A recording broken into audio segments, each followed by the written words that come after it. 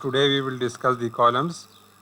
Columns میں نے آپ کو پہلے ڈسکس کیا تھا ہم نے کہ we will distinguish the columns from beam due to the nature of its loading, کہ اس پہ کس قسم کی لوڈنگ ہوتی ہے. یوزولی بیم پہ ہمارے پاس ٹرانسورس ڈائریکشن میں لوڈنگ ہوتی ہے اور کالمز میں ہمارے پاس ایکزیل لوڈنگ ہوتی ہے. We will discuss the stability of the structure. We will discuss the Euler formula for the pin-ended beam. We will extend the Euler formula for different end conditions. So first of all, we will discuss the stability of the structure. We say that a structure is stable earlier from earlier discussion. You have discussed in mechanics of material 1, also discussed in the machine design maybe, that for stability of the structure, the applied stress must not exceed the allowable stress. They must not exceed the design stress. So we will consider that structure as the stable structure. Also, we consider the deformation. We find out the deformation for the axial member under axial loading condition. We say the deformation is equal to PL over AE. So that should not exceed the specified deformation. So if the deformation exceeds the specified deformation, we will say that member or machine component that fails and that has to be replaced by a new one. But there is a problem in the member. Usually it loads, it buckles, it deflects when a load applied and it exceeds certain load. Then the member sharply deflect, and this deflection is called the buckling. So usually the stress is below the design stress from the traditional calculation. So اس میں ہمارے پاس جو failure ہوتا ہے وہ ایک catastrophic, ایک abruptly failure ہوتا ہے، اور یہ بہت جلدی یہ شارپ بینڈ میں تبدیل ہو جاتا ہے. ٹھیک ہے. So column is unstable under loading and that it suddenly become sharply curved اور بکلز. تو اس کو ہم بکلنگ کہتے ہیں. جو شارپ بینڈنگ ہے that is called the buckling. Buckling کیا ہے اس کو سمجھنے کے لیے ہم we consider two members which are connected through a pin, and an additional spring is also attached to both the members. So when force applied on both the members on these end condition A and B, so what the spring does? The spring resists the applied forces. The spring resists the moment produced by these force. Okay. So the structure will be stable until the applied load is less than the restoring moment. So two moments we will discuss here. One is the restoring moment, which is equal to K into 2 delta theta. What is K? K is the stiffness of this torsional spring, and delta theta is the angular deformation of the spring. We have from the previous knowledge, we know the Hooke's law for the linear spring. The same Hooke's law can be applied for the torsional spring, having replaced the force by the torsion and the linear deformation by the angular deformation. ٹھیک ہے. تو یہاں پر یہ جو 2 آتا ہے تو یہ 2 اس وجہ سے آتا ہے کہ ہمارا جو اسپرنگ ہے وہ دونوں ممبر کے ساتھ اٹیچ ہے. تو اگر ایک ڈیلٹا تھیٹا ڈیفارمیشن کرتا ہے تو اس کی وجہ سے اسپرنگ میں ڈیلٹا تھیٹا ڈیفارمیشن آ جاتی ہے. اگر دوسرا ڈیفارم کرتا ہے تو اس کی وجہ سے بھی ڈیلٹا تھیٹا. تو ریزلٹنٹلی اس میں جو ٹوٹل ڈیفارمیشن ہے وہ دونوں ممبر کی وجہ سے ہوتی ہے. اس لیے ہم کہتے ہیں کہ جو ٹوٹل ڈیفارمیشن ہے that is equal to 2 delta theta. So this is basically the restoring moment. اور جو دوسرا مومنٹ ہے اس کو ہم ڈی اسٹیبلائزنگ مومنٹ کہتے ہیں جو اپلائڈ فورس کی وجہ سے ہے. سو اپلائیڈ فورس کا مومنٹ کیا ہے؟ یہ فورس ہے، ٹھیک ہے، یہ فورس ہے، اور اس کے درمیان جو مومنٹ آرم بنتا ہے دس از مومنٹ آرم، یہ مومنٹ آرم ہے، ٹھیک ہے۔ یہ کس کے برابر ہے؟ اگر ہم اس ریکٹینگل کو کنسیڈر کرتے ہیں کہ یہ L/2 ہے، ٹھیک ہے، اور یہ ڈیلٹا تھیٹا ہے، ٹھیک ہے، so this is will be base, this will be perpendicular and this will be hypotenuse, تو یہ ہمارے پاس L/2 cos ڈیلٹا تھیٹا ہو جائے گا، اور یہ ہمارے پاس ہو جائے گا L/2 sine delta theta, so force multiply by the moment arm, تو یہ ہمارے پاس جو دوسرا مومنٹ ہے ڈی اسٹیبلائزنگ مومنٹ وہ آ جاتا ہے، so PL/2 sine delta theta, we can simplify it by replacing sine delta theta by the only delta theta for low value of delta theta. اگر ہم تھیٹا کی ویلیو کو small رکھتے ہیں تو ہم کہتے ہیں کہ theta that should be equal to sine theta. So column is stable tends to return to aligned orientation if the applied moment, the destabilizing moment, this is less than the restoring moment. دوسری لفظوں میں ہم یہ کہہ سکتے ہیں کہ P that should not exceed the critical load. اور critical load یہاں سے ہم معلوم کرتے ہیں کہ اگر یہ ایکول ہو جائے so then will it be equal to 4K over L. So 4K over L جو پریزنٹ اسٹرکچر ہے اور جو پریزنٹ ہمارے پاس اینڈ کنڈیشن ہے، اس کیس میں ہمارے پاس جو کریٹیکل لوڈ ہے that will be equal to 4K over L. اگر اس کو ہم کمپلیکیٹ کرتے ہیں تو اوبویسلی جو کریٹیکل لوڈ ہے اس اسٹرکچر کے لیے وہ ہمارے پاس ڈفرینٹ ہو جائے گا۔ سملرلی اگر ہم کہتے ہیں کہ یہ ڈیفلیکٹ ہو گیا ہے، یہ جو ہمارا اسٹرکچر ہے یہ ڈیفلیکٹ ہو گیا، یہ کسی اور ایکویلیبریم پوزیشن پہ آ گیا ہے، تو ہم کہہ سکتے ہیں کہ ڈی اسٹیبلائزنگ موومنٹ کیا ہو گیا؟ ریسٹوریڈ موومنٹ کے برابر ہو گیا، ٹھیک ہے۔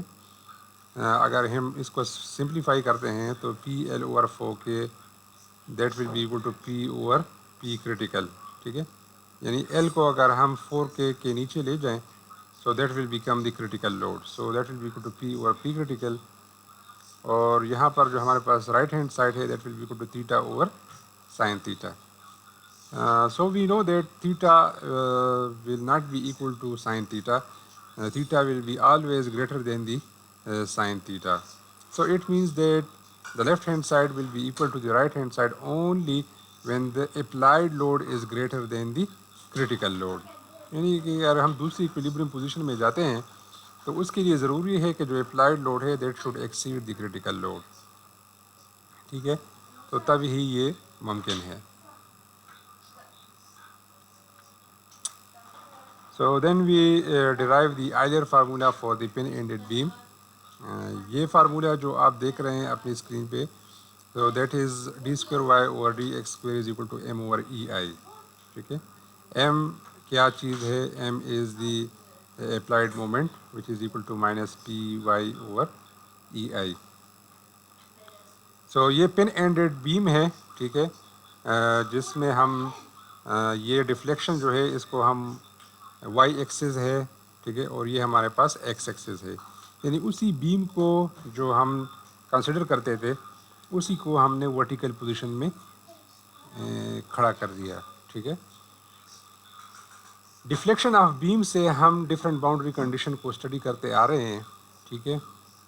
So that when X is equal to 0، تو ایکس از اکول ٹو 0 ہے تو ڈیفلیکشن کتنی ہے؟ There is no deflection at this end, so we say Y is equal to 0۔ Similarly, when x is equal to the length of the beam, the column, so we say that y is also 0.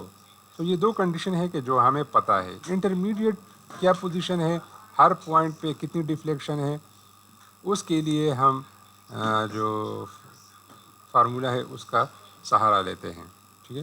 تو کسی بھی arbitrary position پہ for example ہم نے point کیوں consider کیا، وہاں پر ہم دیکھتے ہیں تو یہ ہمارے پاس ایک اس فورس کو ہم اگر یہاں پر ٹرانسمٹ کرتے ہیں تو یہ فورس آ جائے گا، اور ساتھ ایک مومنٹ بھی ہمارے پاس جو کریٹ ہو رہا ہے وہ بھی ہے، ٹھیک ہے۔ تو وہ مومنٹ کتنی ہے؟ وہ مومنٹ ہے لو P انٹو وائی۔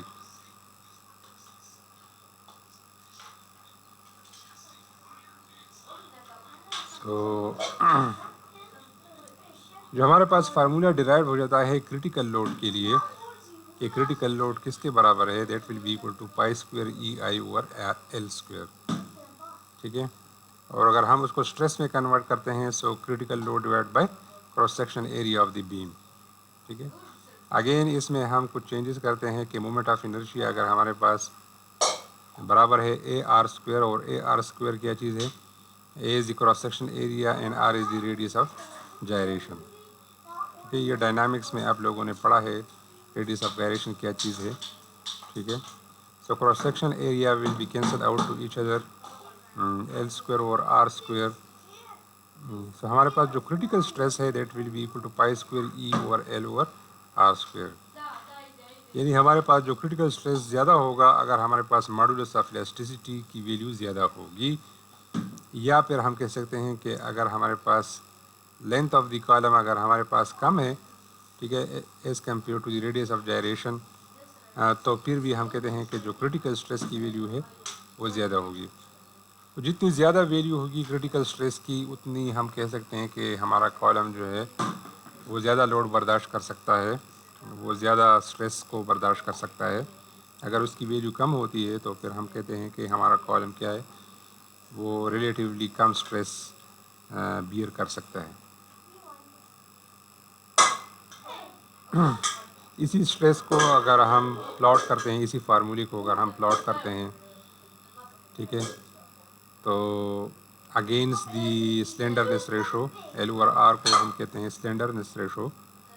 تو آپ دیکھ سکتے ہیں کہ یہ ہمارے پاس ییلڈ اسٹرینتھ ہے اور یہ ہمارے پاس کرٹیکل اسٹریس ہے. ٹھیک ہے، جس کو ہم نے یہاں سے ایکسٹریپولیٹ بھی کیا ہے. چونکہ ہم نہیں چاہتے کہ کسی بھی میٹیریل میں ہمارے پاس ییلڈ پوائنٹ ایکسیڈ ہو جائے. ٹھیک ہے. تو سلینڈرنیس ریشو اگر ہمارے پاس اس پوائنٹ تک ہوگی، so the failure will be purely dictated by the yield strength of the material. ٹھیک ہے. اور اس کے بعد ہمارے پاس جو آئلر فارمولہ ہے اس کو ہم یوز کریں گے. اگر ہم اس پہ آئلر فارمولہ کو یوز کرتے ہیں تو آئلر فارمولہ کی جو ویلیوز ہے وہ یہ بتا رہی کہ اٹ ول ناٹ فیل. ٹھیک ہے. لیکن ایسا نہیں ہے، بلکہ جو ییلڈ ہے، ییلڈنگ ہوتی ہے مٹیریل میں، تو اس پوائنٹ سے ہم کہتے ہیں جہاں پر یہ بالکل اسٹریٹ ہونا شروع ہوتا ہے اس پہ ہم کہتے ہیں کہ یہاں پر ہم اس کو بریک کرتے ہیں. This should be dictated by the yield strength of the material.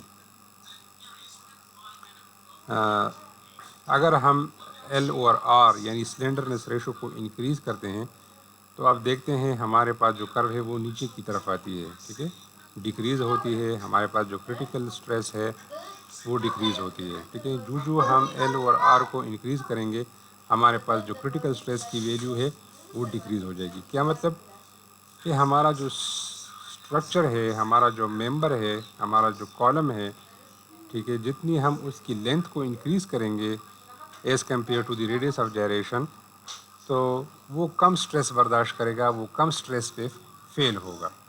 For example ہم ایل اوور آر کو 150 کنسیڈر کرتے ہیں. سو 150 پہ جو کرٹیکل اسٹریس ہے دیٹ از ایکول ٹو 100. ٹھیک ہے. اس کے بالمقابل اگر میں اس کو مزید 125 کرتا ہوں تو 125 پہ آپ دیکھ رہے ہیں کہ جو کرٹیکل اسٹریس ہے وہ 150 ہے. تو جتنا ہم اس کی لینتھ اوور آر کو ہم ڈیکریز کریں گے، ٹھیک ہے، تو اتنی ہمارے پاس جو کرٹیکل اسٹریس کی ویلیو زیادہ ہوگی، اتنی اس کی اسٹیبلٹی زیادہ ہوگی کہ وہ زیادہ اسٹریس کو برداشت کر سکے گا. تو لینتھ کا ایک کامن سینس بھی ہے کہ جتنا ہم اس کی لینتھ کو بڑھائیں گے تو وہ اتنا ہی انسٹیبل ہوگا، اور جتنی اس کی لینتھ کو ہم کم کریں گے وہ اتنا ہی اسٹیبل ہوگا. تو دو قسم کی ہمارے پاس کریکٹرسٹکس ہیں، ایک تو جیومیٹریکل ہے اور دوسرا ہمارے پاس میٹیریل ہے. تو میٹیریل میں امپورٹنٹ جو پراپرٹی ہے وہ ماڈولس آف الاسٹیسٹی ہے، اور جیومیٹریکل میں ہمارے پاس جو امپورٹنٹ ہے وہ ہے سلینڈرنیس ریشو. ٹھیک ہے. تو اگر آپ نے کرٹیکل اسٹریس کو بڑھانا ہے so either you have to change the material اور either you have change the geometrical consideration, geometrical design. Further ہم آئدر فارمولا کو اگر ایکسٹینڈ کرتے ہیں تو ضروری نہیں ہے کہ ہر دفعہ ہمارے پاس جو کالم ہے وہ پن اینڈڈ ہی ہو. ٹھیک ہے. سو F the end condition change from the pin ended to some other condition. For example ہم یہاں دیکھ رہے ہیں کہ یہاں پر پن فری اینڈ ہے ایک اور دوسرا ہمارے پاس بالکل فکس ہے. ٹھیک ہے. سو یہاں پر ہم ایکویولنٹ لینتھ کا کانسیپٹ یوز کرتے ہیں. جو آئدر فارمولا ہے اس میں جو لینتھ یوز ہوا ہے اس کو ہم ریپلیس کریں گے بائی دی ایکویولنٹ لینتھ. یعنی کہ ہم دیکھیں گے کہ وہ کون سی کنڈیشن ہے جس میں یہ جو پریزنٹ سچویشن ہے وہ برابر ہو جائے گا ود دی پن اینڈڈ بیم. ٹھیک ہے. تو آپ یہاں پر دیکھ سکتے ہیں کہ اگر ہم اس کو مرر کرتے ہیں تو مرر کر کے ہم اس کو جب تو یہ بالکل اپوزٹ اس طرح اگر بن جاتا ہے تو یہ بالکل پن اینڈڈ بیم کی طرح. ٹھیک ہے. تو یہ بالکل جو مرر ہم اس کو کرتے ہیں یہ بالکل پن اینڈڈ بیم والی کنڈیشن بن جاتی ہے. آپ دیکھ سکتے ہیں کہ یہ بالکل اسی طرح ڈیفلیکٹ ہوا جس طرح ہمارے پاس پن اینڈڈ بیم ہے. ٹھیک ہے. تو اس کا مطلب ہے کہ اگر ہم اس کی ایکویولنٹ لینتھ کو 2L کنسیڈر کریں گے so then it will be اس آئدر فارمولا کو ہم یوز کر سکتے ہیں to find out the critical stress اور کریٹیکل لوڈ.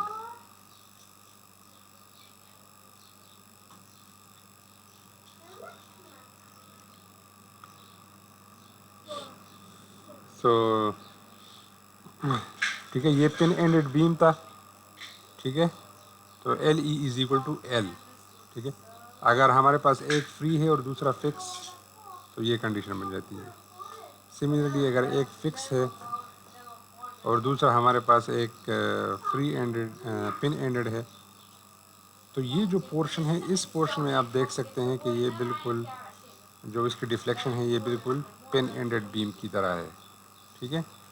تو اس کو یہ کتنی ہوتی ہے یوزولی یہ 0.7L ہے. LE=0.7L. سملرلی اگر دونوں فکس اینڈ ہو جائے تو then it will become 0.5L.